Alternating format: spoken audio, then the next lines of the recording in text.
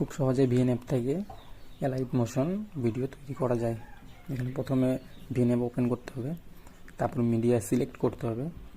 Select করার পরে আপনি সরাসরি আসবেন এফএক্সে এসে পরে ভলিউমটা কমাই নিতে হবে। আগে কমিয়ে নেওয়ার পরে এফএক্সে আসবেন। এফএক্সে আসার পরে এখানে দেখতেই পাচ্ছেন দুটো এফেক্ট হচ্ছে, একটা সোল একটা বিটস। তো বিটসটাকে জাস্ট ক্লিক করতে হবে। ক্লিক করার পরে কিন্তু এটা সফট অ্যালাইট মোশন কিন্তু অটোমেটিক সেট হয়ে যাবে।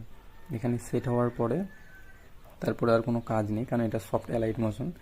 তারপরে আপনার ভিডিওর লেন্থটার সঙ্গে এই অ্যালাইট মোশনটাকে যোগ করতে হবে, মানে ভিডিওর যতটা লেন্থ আছে ততটাই লেন্থে কিন্তু রাখতে হবে। এরপরে আর এখানে কাজ নেই, একবার চেক করে নিতে হবে যে পুরো ভিডিওটাতে অ্যালাইট মোশন কাজ করছে কিনা।